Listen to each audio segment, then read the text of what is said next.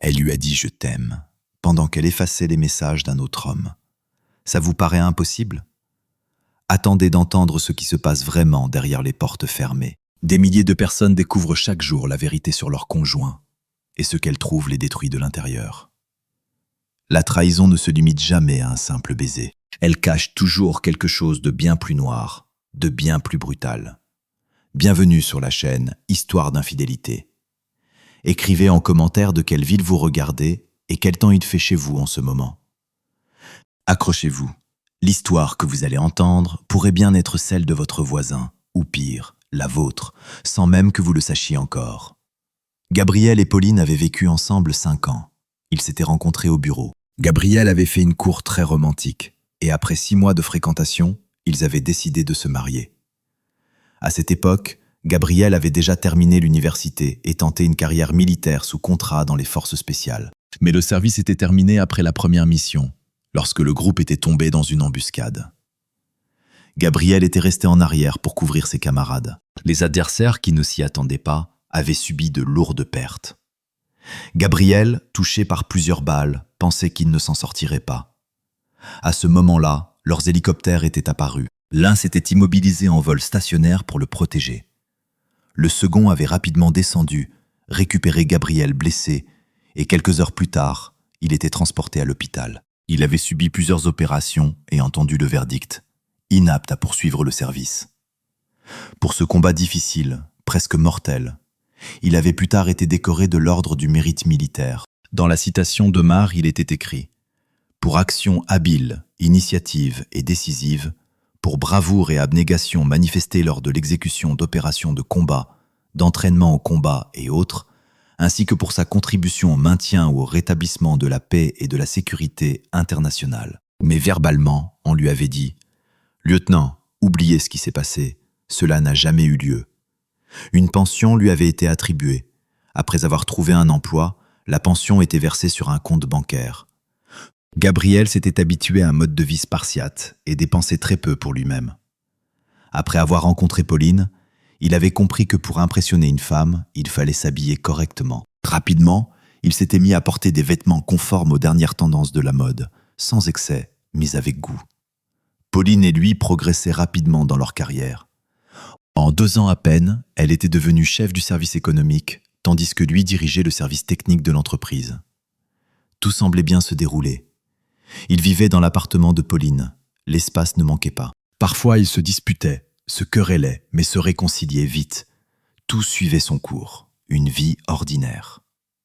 Mais Gabriel, homme observateur, avait remarqué que Pauline flirtait avec Étienne, le chef du service commercial. D'ailleurs, les collègues commençaient à en parler. Alors un soir, il avait décidé de parler à Pauline et lui avait dit « Pauline, je n'aime vraiment pas la façon dont tu communiques avec Étienne. Tu dois comprendre, tout le monde le voit et se moque de moi. Gabriel, je connais Étienne depuis longtemps, nous sommes juste amis. Il n'y a rien de répréhensible dans notre relation. Vraiment? Alors comment expliques-tu vos déjeuners réguliers au café? Parfois ça arrive comme ça, mais en général, tu es occupé à ce moment-là. » Cette conversation s'était terminée par une dispute. Ils ne s'étaient pas adressé la parole pendant plusieurs jours, ce qui était plutôt inhabituel pour leur relation. Finalement, ils s'étaient réconciliés, et un jour, ils étaient allés déjeuner ensemble au café. Ils avaient pris une table pour 2, et à ce moment-là, Étienne était apparu. Il avait tiré une chaise de la table voisine et avait demandé « Vous ne voyez pas d'inconvénient si je m'assieds avec vous ? Moi, si, je voudrais déjeuner avec ma femme, sans intrus. Je voulais juste discuter d'une question professionnelle avec elle. Pour cela, il y a les heures de travail. Gabriel, qu'est-ce qui peut arriver si nous déjeunons ensemble ?» Gabriel s'était levé et avait quitté le café sans avoir déjeuné. Désormais, l'atmosphère glaciale à la maison durait plus longtemps. Étienne, se sentant coupable, avait tenté de parler à Gabriel, mais celui-ci lui avait dit « Laisse-moi tranquille, moi et ma femme, sinon tu le regretteras. » La conversation s'était arrêtée là. À la maison, après cet incident, Pauline avait demandé « Gabriel, qu'est-ce que j'ai fait de mal ?»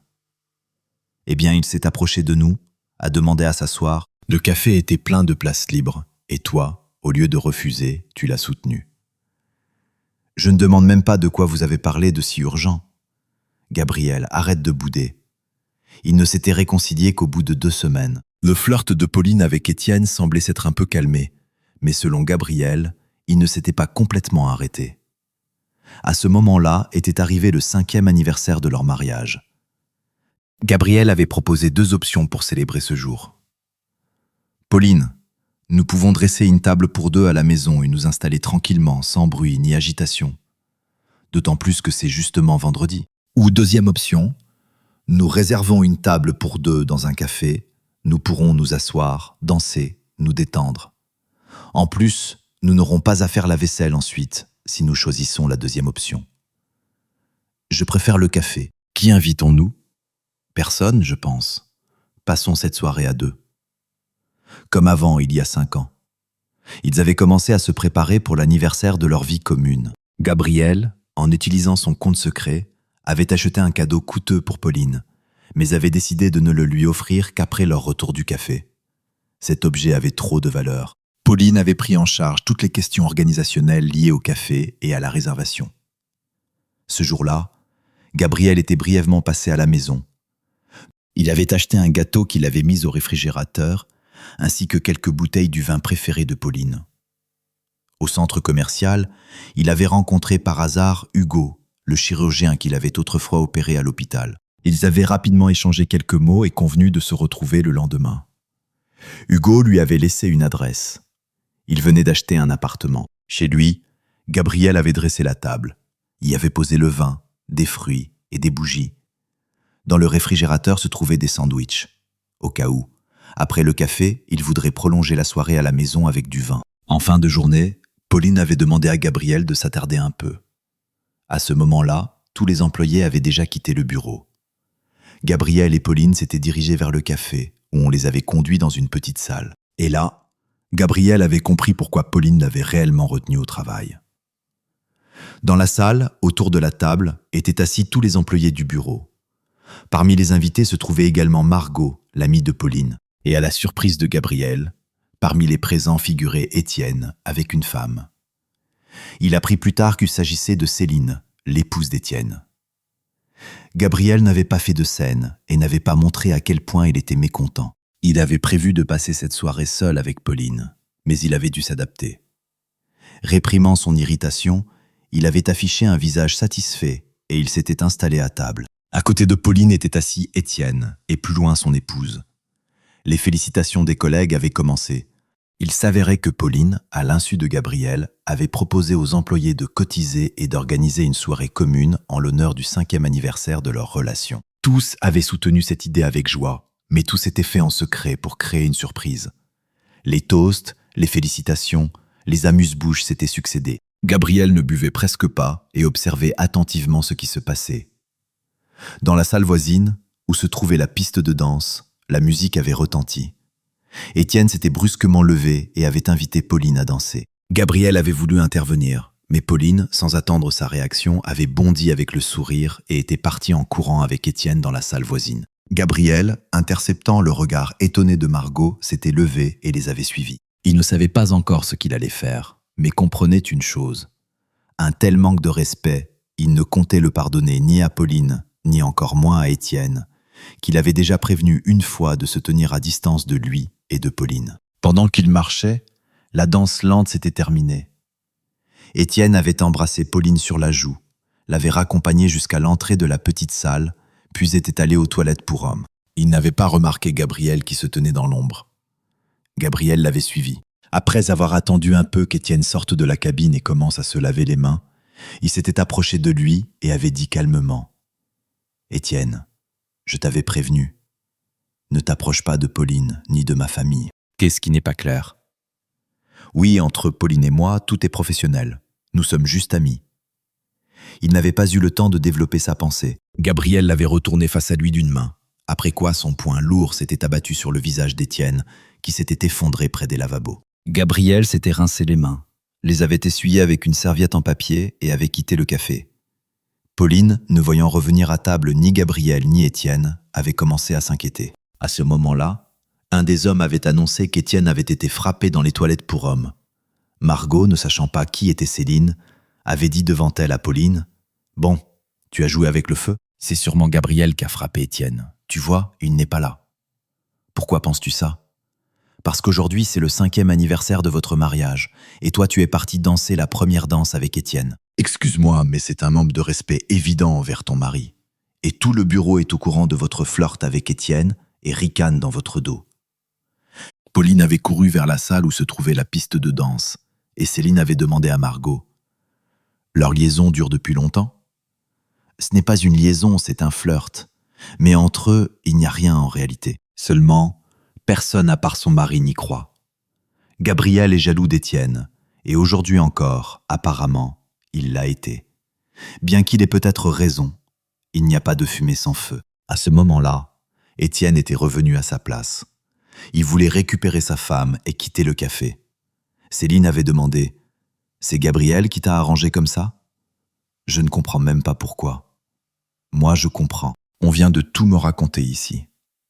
Elle avait donné à son mari une gifle retentissante et avait dit « Ne rentre pas à la maison. Je vais réfléchir à ce que je fais de toi. » Alors où dois-je aller? Ça ne m'intéresse pas. Tu peux aller chez Pauline. Peut-être que son mari te mettra encore un œil au beurre noir. Après cela, Céline s'était dirigée vers la sortie. Sur son chemin, elle avait croisé Pauline et sans hésiter, l'avait frappée du poing. Celle-ci était tombée. Quand Pauline s'était relevée, Céline n'était déjà plus là. Les employés invités la regardaient avec différentes expressions. Certains compatissaient, d'autres souriaient avec retenue. Pour Pauline, la fête était terminée. Elle avait donné à Margot le reste de l'argent et lui avait demandé « Règle le café à la fin de la soirée. »« Et toi, où vas-tu ?»« À la maison. Il faut que je règle ça avec Gabriel et ce qu'il a fait ici. »« Pauline, c'est toi qui as fait ça. Tu disais toi-même que Gabriel était contre un grand rassemblement, et au final, tu as convoqué tout le bureau. Je voulais lui faire une surprise. Et pourquoi as-tu invité Étienne? Tu sais bien que Gabriel ne le supporte pas. En plus, tu l'as fait asseoir à côté de toi. C'est comme ça que ça s'est passé. Et pourquoi es-tu allé danser avec Étienne? Il m'a invité. Et toi, par manque de respect envers ton mari, tu as accepté. Alors il a riposté.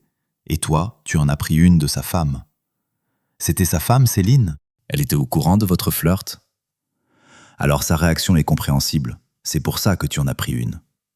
Bon, je vais régler et t'appeler plus tard. Réconcilie-toi avec ton mari. Certainement pas, je vais le punir. Tu ferais mieux de mettre de la glace sur ton bleu. Je m'en sortirai. Pauline avait quitté le café sans dire au revoir à personne d'autre. Sur le perron, elle avait rencontré Étienne qui se tenait là, indécis. Et où est ta femme, avait-elle demandé. Partie en taxi. Et toi? Elle a dit que ça ne l'intéressait pas. Elle avait compris que les employés du bureau la regardaient avec un sourire narquois. Écoute, tu peux me ramener chez moi. Ta femme va te laisser entrer. Oui, mais ce qui va se passer ensuite, je ne sais pas. Eh bien, ton Gabriel s'est déchaîné. Je n'ai même pas eu le temps de dire quoi que ce soit.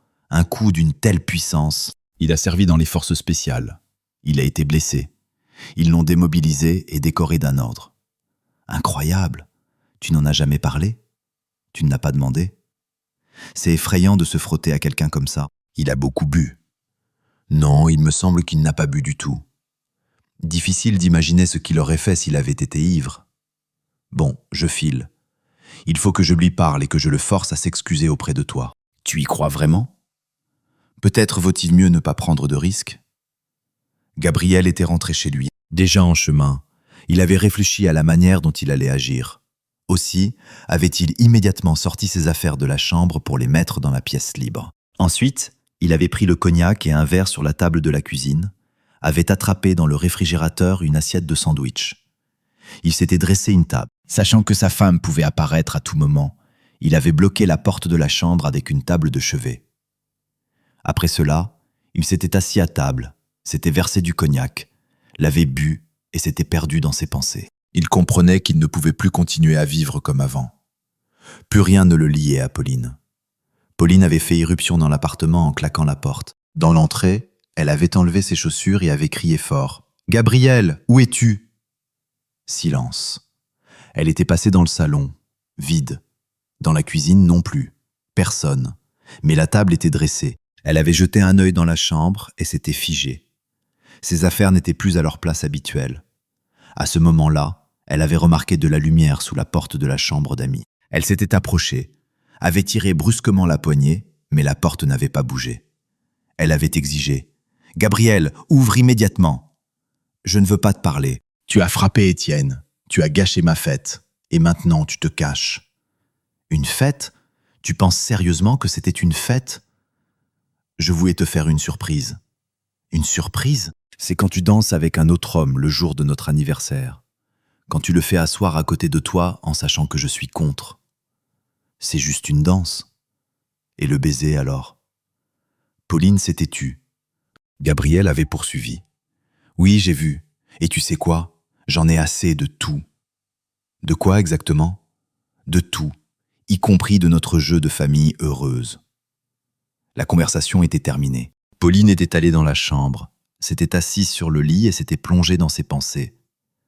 Gabriel avait bu encore un peu de cognac, avait éteint la lumière et s'était couché. Il s'était réveillé le lendemain très tôt et, mettant en œuvre les plans échafaudés la veille, s'était préparé et avait quitté l'appartement. Il était entré dans un snack ouvert 24 heures sur 24 près de la gare, où il avait pris son petit déjeuner et bu un café fort. Puis il s'était dirigé vers le parking du bureau pour récupérer sa voiture et avait remarqué le directeur de l'entreprise entrant dans le bureau. Une rencontre avec le directeur ne faisait pas partie de ses plans. Mais après avoir un peu réfléchi et comprenant qu'il ne pourrait pas l'éviter, Gabriel était entré dans le bureau. Le directeur était assis dans son cabinet quand Gabriel avait frappé, ouvert la porte et demandé « Je peux entrer ?» Gabriel, bien sûr, entre. « Que fais-tu au travail un jour de repos ?»« J'ai des problèmes, mais pas professionnels. »« Entre, assieds-toi et raconte.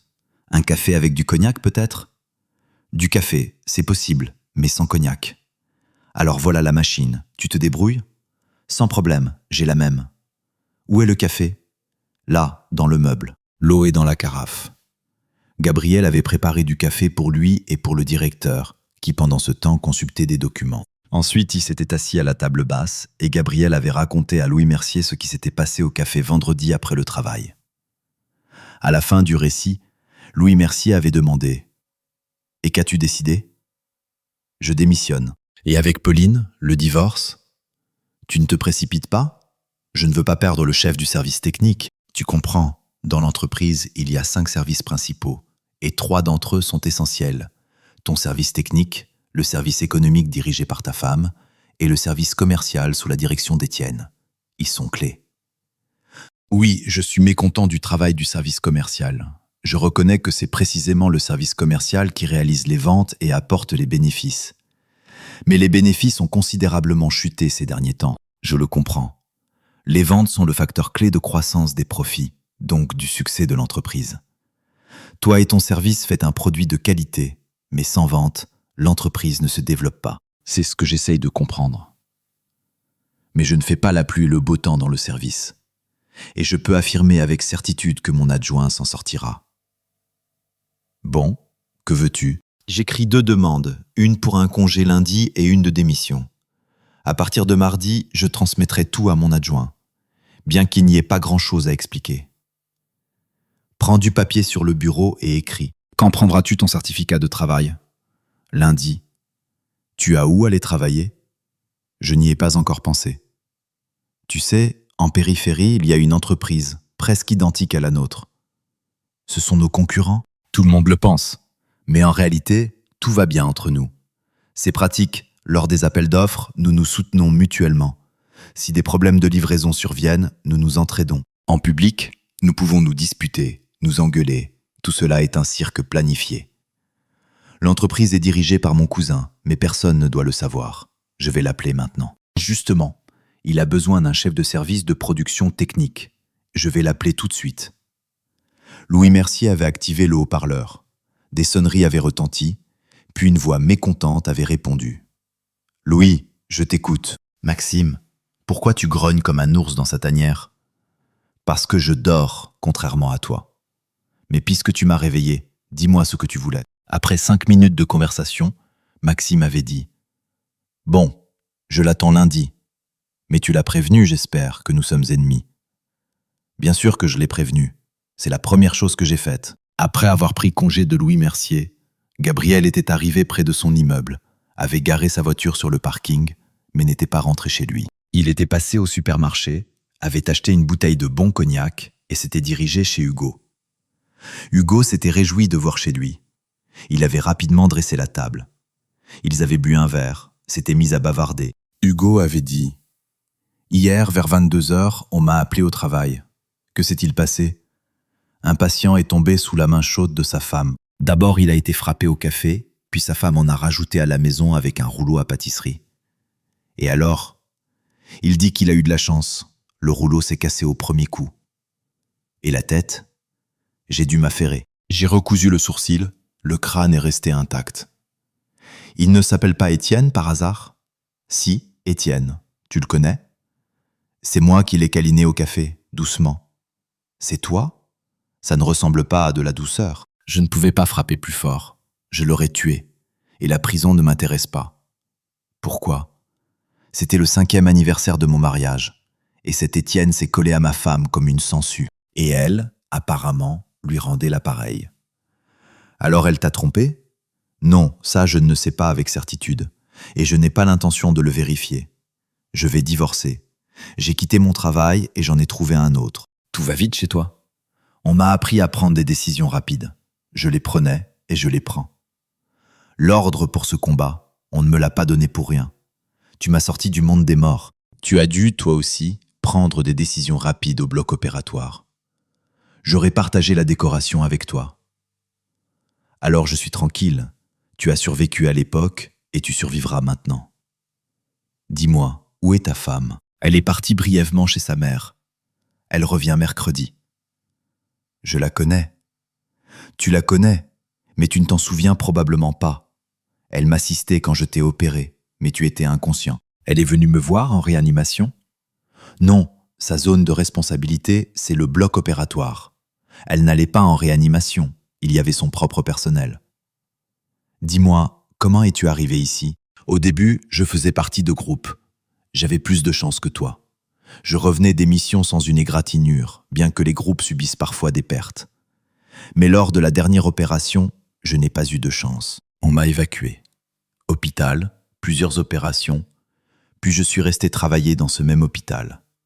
Maintenant, je suis à la retraite, mais je ne peux pas rester à la maison. Je me suis fait embaucher comme chirurgien à l'hôpital local. Et ta femme aussi avec toi. Elle travaille à nouveau au bloc opératoire. Vous êtes ensemble depuis longtemps ? Une dizaine d'années. Allez, buvons. On ne va pas me disputer à la maison. Pourquoi ? Tu vas rentrer ivre ? Je n'ai même pas envie de rentrer chez moi. Dors chez moi. Je vois que tu as besoin de te calmer. Pauline, en se réveillant le matin, avait découvert que Gabriel n'était pas à la maison. Elle était assise dans la cuisine et regardait par la fenêtre. Entre-temps, elle avait composé le numéro de Margot. Celle-ci avait répondu d'une voix ensommeillée. « Je t'écoute ?»« C'est moi qui t'écoute. Tu as réglé le café ? » ?»« Bien sûr que j'ai réglé. L'argent a suffi. Il en reste même. Je te rendrai tout avec les comptes et les tickets plus tard. » Qu'est-ce qui s'est passé après mon départ ? Qu'est-ce qui aurait pu se passer ? Tes collègues se sont moqués de ce qui s'était passé. Et ensuite, c'était une beuverie ordinaire. Je pensais bien que tout allait dégénérer en ça. Dis-moi, comment ça se passe avec Gabriel ? Vous vous êtes réconciliés ? Hier, il m'a accusé de manque de respect, alors qu'à la maison, avant mon arrivée, il avait dressé la table. Vous êtes encore resté à table ? Non, la table était dressée dans la cuisine, mais il s'est enfermé dans la chambre et y a dormi. Donc vous n'avez pas parlé ? Nous avons échangé 3 mots, puis j'ai moi-même interrompu la conversation. Je pensais que le matin, quand il se serait calmé, nous parlerions. Et vous avez parlé ? Je me suis réveillé, il n'était déjà plus à la maison. Je suis assise là, je l'attends. S'il y a du nouveau, je te rappelle. À ce moment-là, Gabriel était déjà entré dans la cour. Pauline l'avait vu par la fenêtre et avait pensé qu'il allait monter. Mais à sa surprise, ni au bout de 5 minutes, ni au bout de 10 minutes, il n'était rentré. Elle ne savait pas que Gabriel était entré au supermarché puis était allé chez Hugo. Après être restée assise à la fenêtre jusqu'au soir, elle avait compris que Gabriel ne rentrerait pas. Où le chercher, elle ne le savait pas. Les tentatives pour le joindre n'avaient rien donné. Gabriel avait éteint son téléphone. Pauline s'était interrogée. Et si Margot avait eu raison? Peut-être qu'elle et Étienne étaient eux-mêmes coupables de ce qui s'était passé. En fait, elle considérait tout ce qui se passait comme un léger flirt sans conséquence. Gabriel n'était pas apparu non plus le dimanche. Ce jour-là, il était allé avec Hugo au centre commercial. Gabriel s'était acheté une nouvelle chemise. Ils étaient passés au supermarché, avaient acheté encore du cognac, des provisions et étaient rentrés chez Hugo. Cette fois-ci, ils avaient peu bu. La conversation avait porté sur la vie, et Hugo avait exprimé une pensée. « Tu sais, Gabriel, il me semble que tout est écrit depuis longtemps dans le livre de la vie, mais nous ne pouvons lire que la journée d'aujourd'hui.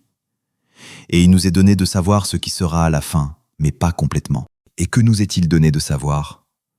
Que nous mourrons, sans aucun doute. Et que ne nous est-il pas donné? Nous ne connaissons pas la date de notre mort.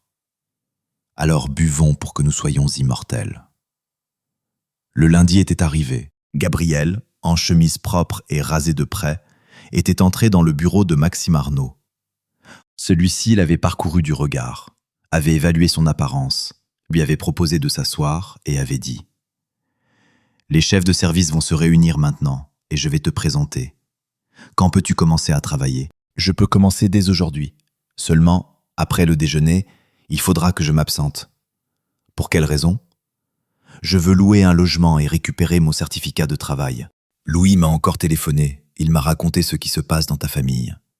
Je pense aussi que si tu veux divorcer paisiblement, mieux vaut ne pas vivre sous le même toit. On me l'a déjà dit. Seulement, je me demande si elle est capable de provocation. Gabriel Arnaud. Bien que, d'ailleurs, nous avons le même âge. Pour l'instant, un seul. Tutoyons-nous. D'accord. Alors voilà, j'ai déjà passé par cette école. Les relations et Louis m'ont aidé à m'en sortir. Sinon, j'aurais dû couper des sapins en Sibérie pendant longtemps. J'ai moi-même vécu un divorce difficile. On en parlera un jour. Il avait sonné la secrétaire. La porte s'était ouverte et les chefs de service étaient entrés dans le bureau. Au même moment, sur l'ancien lieu de travail de Gabriel, Louis Mercier tenait également une réunion rapide. Pauline, avec son bleu soigneusement maquillé, s'était assise dans un coin, essayant de ne pas attirer l'attention. À sa surprise, Étienne était venu à la réunion. Il s'était installé dans le coin le plus discret du bureau. Les conversations s'étaient tues. Louis, s'adressant à Étienne, avait demandé « Étienne, qu'avez-vous à la tête et au visage ?» Louis, c'est le résultat d'un malentendu avec ma femme. Elle m'a frappé la tête avec un rouleau à pâtisserie. Et comment ça s'est terminé? On m'a fait plusieurs points de suture, et maintenant il faut acheter un nouveau rouleau. Il s'est cassé. Et le visage? C'est probablement le résultat d'un malentendu avec Gabriel Arnaud. Oui, c'est ça. Mais je pense que je vais le voir aujourd'hui et tout discuter. Bien. Et maintenant, mes amis, je veux faire une annonce. À partir de demain, Julien Bernard, ici présent, est nommé chef du service technique par intérim. Pauline avait demandé avec surprise. Et Gabriel?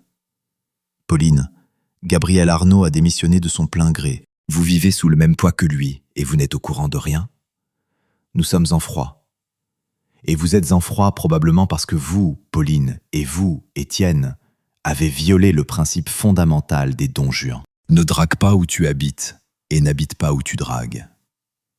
Mais Étienne et moi sommes juste amis et collègues. Pauline Arcan, vous êtes toujours aussi naïve qu'une mycéenne du 19e siècle. Que voulez-vous dire? Vous croyez vraiment à l'amitié entre hommes et femmes? Bien sûr que j'y crois. Et vous, non? Je n'y ai jamais cru. Vous êtes une femme adulte, et je ne suis pas votre père, et je n'ai pas l'intention de vous éduquer. Tenons notre réunion. Ne nous faisons pas perdre de temps. La réunion n'avait pas duré longtemps. Après sa conclusion, Pauline avait appelé Margot et lui avait raconté ce qui s'était passé avant le début. Margot avait répondu « Le directeur t'a dit juste au sujet de l'amitié entre hommes et femmes. Tu ne voyais pas comment ton Étienne te regardait? Il bavait littéralement. Il devait dormir et rêver de toi allongé à côté de lui dans le lit. Et que dois-je faire maintenant? À propos de quoi? Comment me réconcilier avec Gabriel? Je pense que nous pouvons tout arranger. Non, Pauline, tu aurais pu tout arranger. Mais pour le 5e anniversaire de mariage, tu as choisi Étienne. Ce n'est pas vrai. La vérité? Et tu sais ce qui est le plus drôle? Qu'y a-t-il de drôle? Tout ton bureau l'a vu. En fait, tu as craché au visage de Gabriel devant tout le monde, lui montrant ton manque de respect. Pauline avait terminé la conversation avec son amie après avoir convenu de se retrouver chez elle le soir et était entrée dans le bureau d'Étienne. Il était assis, plongé dans des papiers. En voyant Pauline, il avait proposé « Assis-toi. Quelle est la question ? Tu t'es réconcilié avec ta femme ? Quand je suis rentré de l'hôpital, elle m'a dit qu'elle avait encore un marteau, un attendrisseur à viande. Il a une haute résistance mécanique et une longue durée d'utilisation. » Sérieusement ? Et qu'as-tu fait ? J'ai dormi 2 jours chez un ami. Qu'en penses-tu ? Je vais démissionner. On se moque de moi dans tous les services.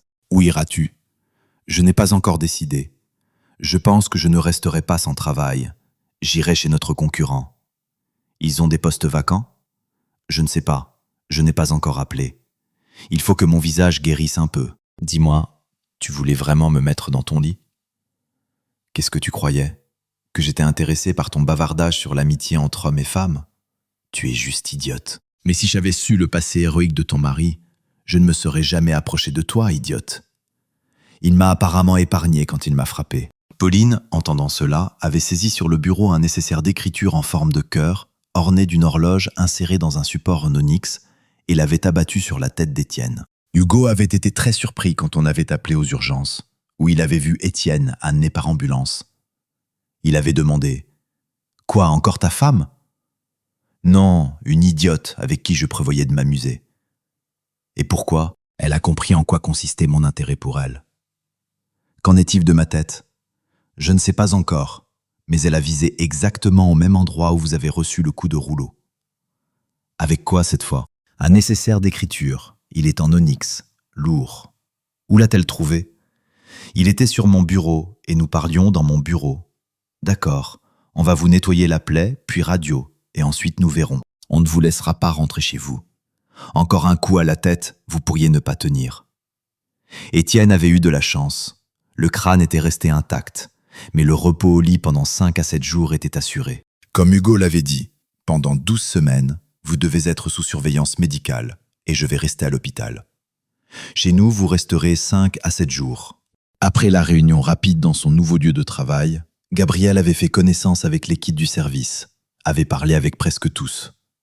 Au final, il avait tenu une courte réunion. Les spécialistes lui avaient plu. Dans leur bâtiment se trouvait un cabinet juridique. À l'heure du déjeuner, Gabriel y était allé et avait consulté un avocat sur les questions de dissolution du mariage.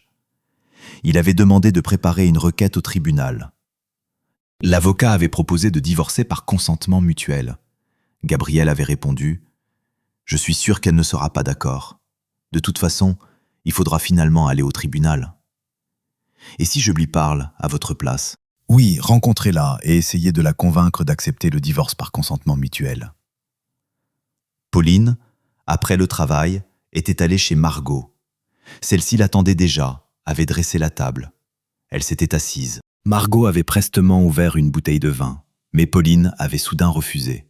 « Tu sais, je ne boirai pas. » Et combien de temps jusqu'à ce que Gabriel revienne ? « Hé, ma copine, tu vas te dessécher de soif, mais il faut évacuer le stress. » Oui, comment le directeur nous a massacrés à la réunion aujourd'hui, il fallait voir.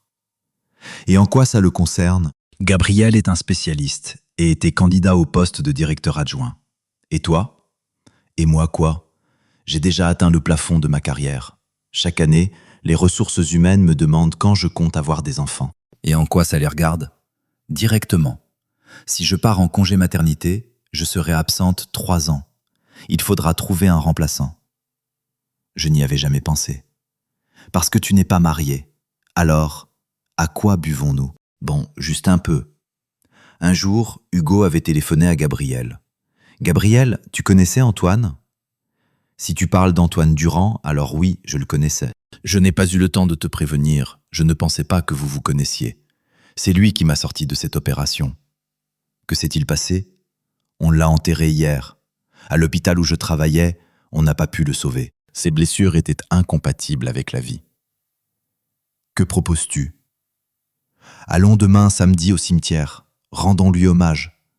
J'ai aussi fait des opérations avec lui. Le lendemain, il s'était retrouvé. Avait acheté de la vodka, de quoi grignoter et s'étaient rendus au cimetière près du quartier où vivait Gabriel. Hugo avançait avec assurance et avait bientôt conduit Gabriel à une tombe fraîche. Ils avaient soudain vu une femme avec un garçon d'environ 4 ans. Hugo avait dit « Bonjour, je vous ai vu aux funérailles quand nous avons fait nos adieux à Antoine.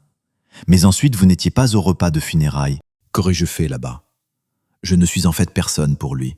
Il a une femme, mais j'ai entendu qu'il ne vivait pas avec elle, même si c'est elle qui l'a enterré. » C'est exact. Quand il est mort à l'hôpital, on a prévenu sa femme, car le mariage n'avait pas été dissous. Il n'a pas eu le temps. Et vous, qui êtes-vous? Nous sommes ses amis. Donc vous savez où il travaillait? Nous sommes aussi de cette organisation. Antoine comptait quitter le service. Il avait même trouvé du travail en ville. Que s'est-il passé? Vous avez servi avec lui? Vous savez qu'on ne raconte rien à personne là-bas, encore moins à moi. Qui suis-je? Vous étiez ensemble depuis longtemps? Plus de 5 ans. C'est votre fils? Oui, Antoine est le père. Mais je ne recevrai aucune aide ni allocation. Je vais partir. Je ne vais pas vous déranger. Vous ne dérangez pas du tout? Comment vous appelez-vous? Nathalie. Et votre fils? En l'honneur du grand-père et d'Antoine, nous l'avons appelé Thomas. Comment sa femme s'est-elle comportée avec vous aux funérailles? Elle a fait comme si elle ne me voyait pas. D'ailleurs, je lui en suis reconnaissante. Au moins, il n'y a pas eu de scandale. Nathalie, joignez-vous à nous. Rendons hommage à Antoine. Je ne boirai pas. J'ai encore beaucoup de choses à faire. Ce n'est pas nécessaire. Mangez quelque chose. Voilà des bonbons. Offrez-en à votre fils. Ensuite, nous vous raccompagnerons. Nathalie avait hésité, mais avait finalement accepté de rester. Elle s'était assise sur le banc d'une tombe voisine. Sur la tombe d'Antoine, il n'y avait encore rien. Le petit Thomas regardait les hommes avec intérêt. Gabriel avait rempli 2 verres pour lui, et Hugo avait porté un toast et dit « À Antoine ». Hugo avait soutenu « Oui, à Antoine ». Ils avaient bu, avaient grignoté. Gabriel avait jeté un coup d'œil au garçon et avait demandé à Nathalie « Il sait ?» Il sait que papa est mort, mais à son âge, il ne comprend pas encore complètement. Et que comptez-vous faire maintenant? Je ne sais pas. J'ai de petites économies, mais elles ne dureront pas longtemps. Il va falloir chercher du travail. Et les proches? Mes parents vivent loin et je ne suis pas en contact avec sa famille. Gabriel s'était plongé dans ses pensées. Il comprenait qu'Antoine n'avait pas été qu'un simple collègue pour lui. Il lui avait sauvé la vie. Maintenant, la dette envers lui restait impayée. Nathalie, si vous avez besoin d'aide, faites appel à nous. Elle avait souri tristement. Merci, mais j'ai l'habitude de me débrouiller seule. Accepter une main tendue n'est pas une faiblesse, surtout quand elle est offerte sincèrement. Gabriel avait appris qu'auparavant Nathalie travaillait comme comptable, et avant la naissance de l'enfant, elle était partie en congé maternité. Ensuite, Antoine les avait entretenus.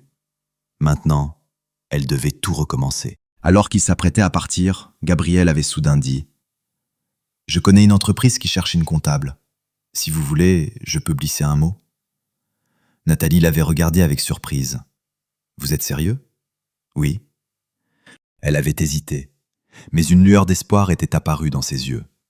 « D'accord, donnez-moi quelques jours pour réfléchir. » Entendu. Les hommes avaient raccompagné Nathalie et son fils chez eux, avaient échangé leur numéro de téléphone et s'étaient dit au revoir. Hugo avait secoué la tête et dit « La vie est cruelle. Oui, mais nous pouvons au moins essayer de réparer quelque chose. » Pendant ce temps, Pauline, n'ayant toujours pas vu Gabriel rentrer, avait décidé d'agir. Elle avait appelé l'avocat qu'il avait précédemment contacté au nom de son mari et avait pris rendez-vous.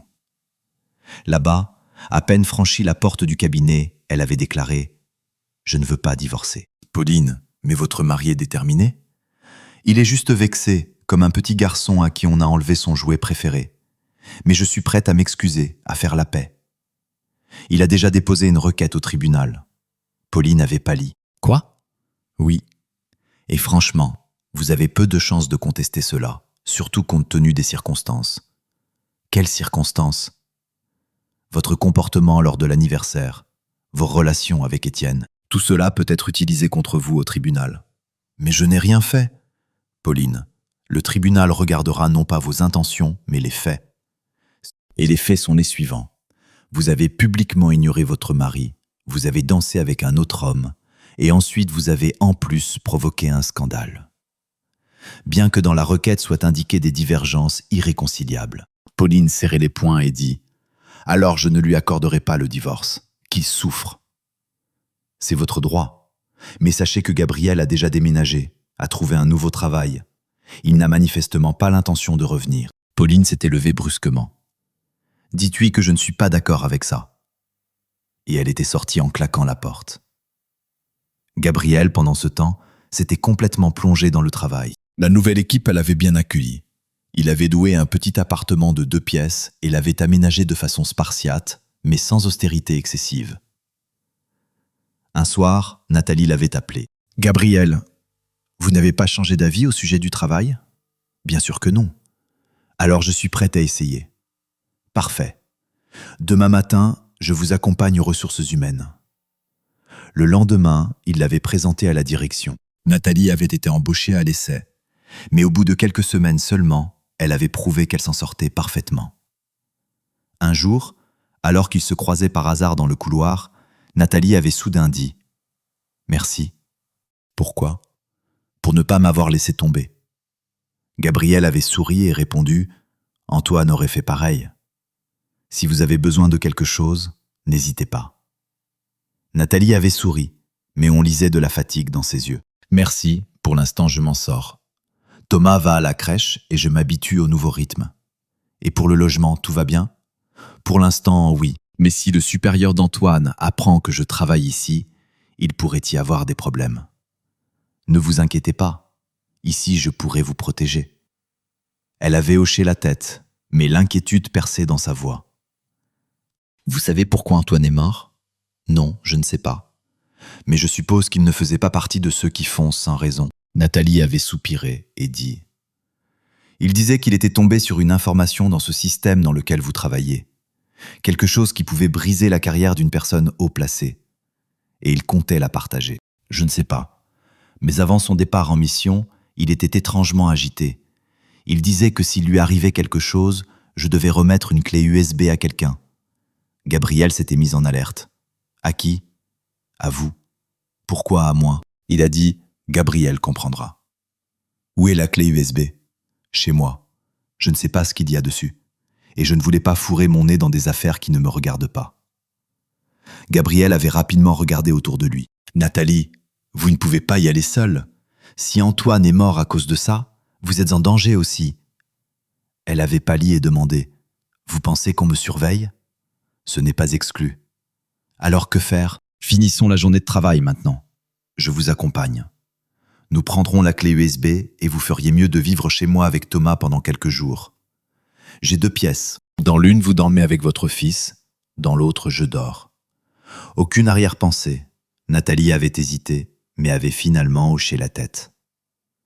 Le soir, ils étaient entrés prudemment dans son appartement. Tout semblait intact. Mais Gabriel avait immédiatement remarqué des traces d'une présence étrangère. Le tiroir du bureau était entrouvert, et près de la fenêtre, sur le sol, gisait un mégot. Quelqu'un était déjà venu ici. Ce sont peut-être juste des voleurs. Les voleurs ne fument pas dans les appartements en attendant le retour des propriétaires. Il avait rapidement trouvé la clé USB. Elle était cachée dans un livre pour enfants sur l'étagère. Allons-y. Ils étaient sortis, mais devant l'entrée les attendait une voiture noire aux vitres teintées. Gabriel avait chuchoté « Courez !» Il s'était élancé dans la ruelle, mais de là étaient sortis 2 hommes en noir. « Gabriel Arnaud, nous voulions vous parler depuis longtemps. » Gabriel avait fait un pas en avant, protégeant Nathalie et l'enfant. « Reculez. Nous ne pouvons pas. Nous avons besoin de la clé USB et de la femme. Vous ne les aurez pas. » L'homme avait soupiré. Dommage. L'instant d'après, Gabriel frappait déjà le premier à la gorge, attrapant le pistolet que celui-ci sortait de sa veste. Le coup de feu avait retenti dans les airs. Nathalie avait crié, et Gabriel avait hurlé « Courez !» Elle avait saisi Thomas et s'était enfuie. Le combat avait duré moins d'1 minute. Gabriel avait neutralisé 2 hommes, mais 3 autres étaient sortis de la voiture. Soudain, le rugissement d'un moteur avait retenti, et un camion avait déboulé sur la route, freinant brusquement devant eux. Hugo avait bondi de la cabine avec une carabine de chasse et avait crié « Qui est le suivant ?» Des inconnus avaient reculé. L'un d'eux avait sifflé. Ce n'est pas fini. La voiture avait démarré en trombe, laissant 2 hommes inconscients sur l'asphalte. Hugo avait couru vers Gabriel. Vivant pour l'instant. Oui, il faut retrouver Nathalie et Thomas. Ils sont dans la voiture. Merci. Ne me remercie pas. Voyons ce qu'il y a sur cette maudite clé USB. La clé USB était protégée par un mot de passe. Gabriel avait entré la date de leur dernier combat avec Antoine, et l'accès s'était ouvert. Sur l'écran étaient apparus des documents, des photographies et des vidéos. Hugo avait étouffé un cri. C'est donc ça? Oui, c'est de la corruption, des livraisons d'équipements défectueux, des rapports falsifiés et surtout, des noms. Maintenant, on comprend pourquoi Antoine a été tué. Gabriel avait fermé les fichiers et résumé. C'est suffisant pour faire emprisonner la moitié de notre direction, mais nous avons besoin d'un canal fiable. J'ai une connaissance dans les services de sécurité fédéraux, quelqu'un de fiable. Alors agis, et moi, je m'occupe de Nathalie et Thomas. Nathalie l'avait regardé et avait demandé « Que va-t-il se passer maintenant ?» Maintenant, nous commençons une guerre. La guerre n'avait pas eu lieu. L'altercation de Gabriel avait été vue par des passants qui avaient appelé la police. Cette fois-ci, ils étaient arrivés très rapidement. 2 des agresseurs gisaient encore au sol. Quand ils avaient repris conscience, ils avaient présenté des badges d'employés des services de renseignement extérieurs. Et cette information était rapidement remontée à la direction. Tard dans la soirée, une brigade de l'administration centrale travaillait en ville. Là-bas, ils avaient rapidement fait le point sur ce qui s'était passé, avaient vérifié les circonstances de la mort du commandant de groupe, Antoine. Il s'était avéré que cette opération avait été mise en scène, et selon le plan de l'organisateur, personne du groupe ne devait revenir. Cependant, seul le commandant était mort. Les combattants ne l'avaient pas abandonné et l'avaient sorti du piège mortel. Le traître et ses complices avaient été arrêtés. Un grand scandale avait éclaté. Pendant 1 semaine, Nathalie et Thomas avaient vécu chez Gabriel. Quand l'histoire s'était presque terminée, la direction de l'administration centrale des services de renseignement extérieur avait présenté ses excuses à Nathalie et après avoir examiné la situation, lui avait attribué une pension sociale pour perte de soutien de famille qui devait être versée jusqu'aux 23 ans de Thomas. Les relations entre Gabriel et Nathalie évoluaient. Après le travail, ils allaient ensemble chercher Thomas à la crèche. Ensuite, Gabriel les raccompagnait chez elle. Parfois, il restait et dînait avec eux. Quand le nombre de ces dîners avait augmenté, Gabriel avait remis à Nathalie une importante somme d'argent et avait expliqué « Je mange bien, mais c'est toi seul qui achètes les provisions.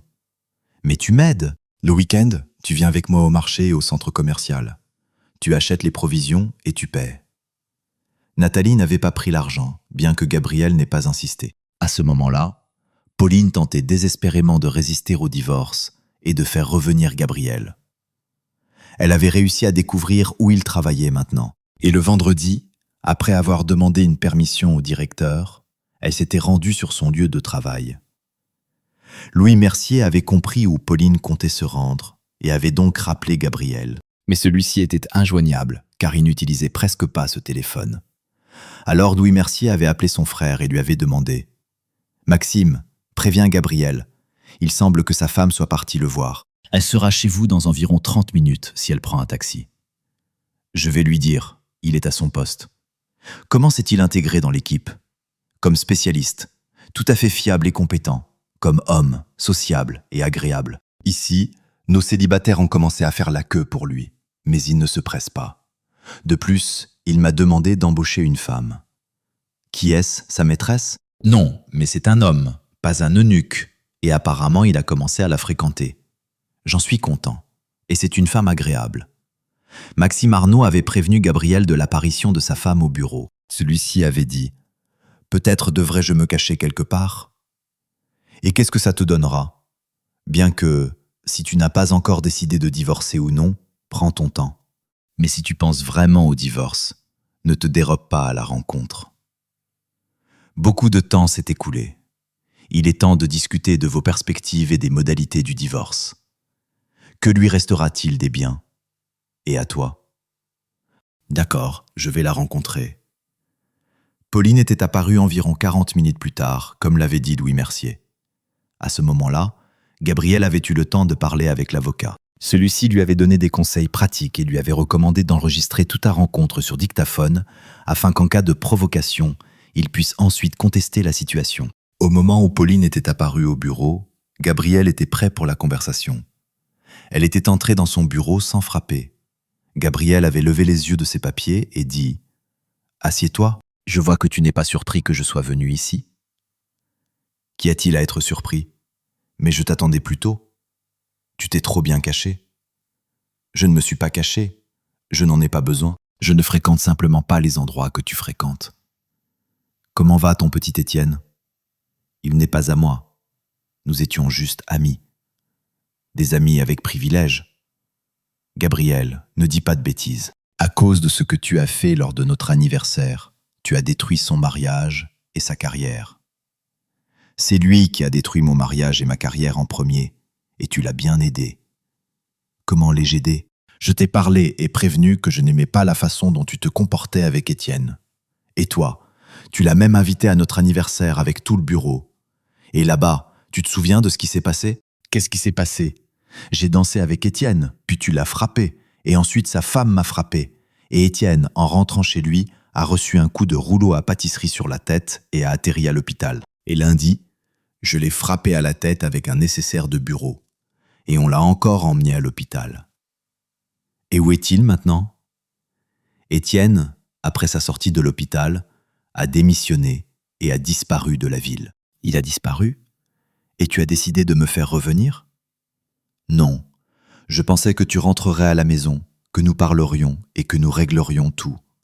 Je ne pensais pas qu'à cause d'une broutille, tu déciderais de détruire notre mariage. Ne comprends-tu pas que la trahison ou l'infidélité détruit la confiance? Certaines blessures ne guérissent pas, des cicatrices apparaissent. Et si la personne blessée a de la chance, la douleur diminue, mais pas immédiatement. Tu as de la chance, je sais supporter la douleur. Mais nous pouvons aller voir un psychologue? Non, nous ne pouvons pas, je te le dis. Aujourd'hui, notre mariage ne m'intéresse plus. Il est mort. Tu l'as toi-même détruit. Tu avais besoin d'Étienne. Il est à toi. Je n'ai pas besoin de lui, je n'aime que toi.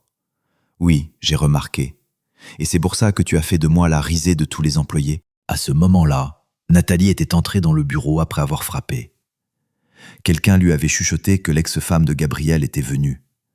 Elle avait décidé d'entrer pour voir Pauline. Gabriel s'était réjoui quand elle était entrée et avait dit « Nathalie, fais connaissance, voici ma femme, Pauline. » Enchanté, on m'a demandé d'apporter des papiers. Bien, laisse-les, je les regarderai lundi.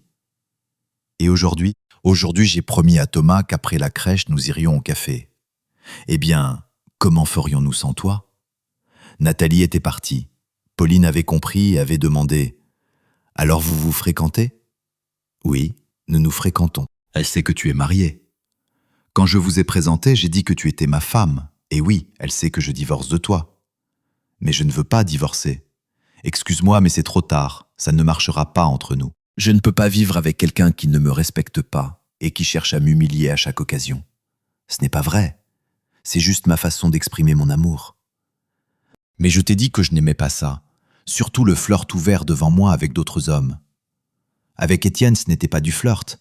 C'était juste de la communication amicale. Et vos baisers aussi, juste par amitié. J'ai parlé avec lui ensuite, et il a dit que son but final était de me séduire. Donc il a avoué ce qu'il faisait? Oui, il a avoué, et pour cela, il a été puni. C'est intéressant comment je l'ai frappé à la tête avec ce qui me tombait sous la main. Et qu'on l'a emmené à l'hôpital. Et maintenant, je dois te pardonner, c'est ça? Parce que tu as soudain ouvert les yeux et compris que tu n'es pas une écolière à qui on peut raconter n'importe quoi. Tu es déjà une femme mariée, adulte, et demain apparaîtra un autre ami beau parleur qui chantera de douces chansons sur le fait que tu ne peux pas vivre avec un mari despote comme moi.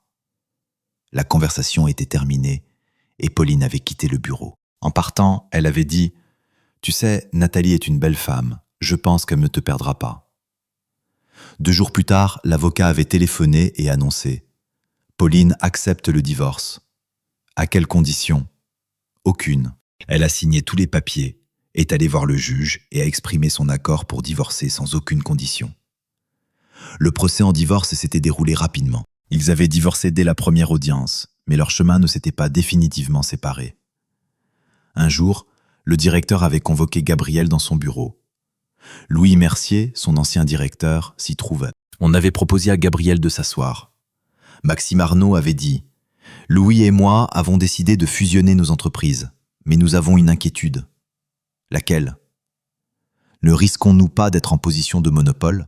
Maxime Arnaud, Louis Mercier, même si nous fusionnons, nous ne serons pas la seule entreprise sur le marché des services et des produits. Parlez à nos juristes. Nous ne violons pas la loi sur la protection de la concurrence. Bien. Et que penses-tu si nous te proposons le poste de directeur général ? Tu t'en sortiras ? Et vous, où allez-vous ? Nous allons siéger au conseil des fondateurs, rester dans l'ombre, te donner des instructions et des conseils. Et toi, tu gagneras de l'argent pour nous. Mais nous ne te décevrons pas sur le salaire. Tu n'es pas contre ? C'est un peu soudain tout ça. Gabriel ne cherchait pas de nouvelles relations. Il aidait Nathalie de tout cœur. Ce qu'il avait dit à Pauline, qu'ils se fréquentaient, était un bluff. Bien qu'en y réfléchissant, il était arrivé à la conclusion que c'était exactement ce qui se passait. Ils se voyaient chaque jour au travail et après le travail. Et un vendredi après le travail, Gabriel s'était attardé chez Nathalie plus longtemps que prévu. En jouant avec le petit Thomas, le garçon avait soudain demandé « Tu vas devenir mon nouveau papa ?» Nathalie avait rougi et s'était mise à bafouiller, mais Gabriel avait ri, avait caressé la tête du garçon et avait répondu « Pour l'instant, je serai juste un ami, et on verra ensuite. » Finalement, Gabriel était devenu directeur de la nouvelle entreprise. Quelque temps après, il avait fait sa demande à Nathalie, et pour la joie de Thomas, était devenu son nouveau papa. Pauline était restée travailler à son ancien poste de chef de service et observait avec envie la relation entre Nathalie et Gabriel. Elle avait compris à quel point elle avait été stupide. Céline avait fait la connaissance de Maxime, et après une longue cour, ils avaient commencé à se fréquenter. Étienne, après avoir disparu de la ville, n'était plus jamais réapparu, et personne ne savait rien de lui. Et c'est là que l'histoire se termine. En réfléchissant à voix haute, je veux seulement dire une chose. La meilleure revanche contre la trahison est simplement de devenir heureux avec quelqu'un d'autre. Et apparemment, Gabriel y est parvenu. Pauline a tout compris, mais c'était déjà trop tard. Et si Gabriel et Nathalie construiront une vie personnelle heureuse, le temps le dira.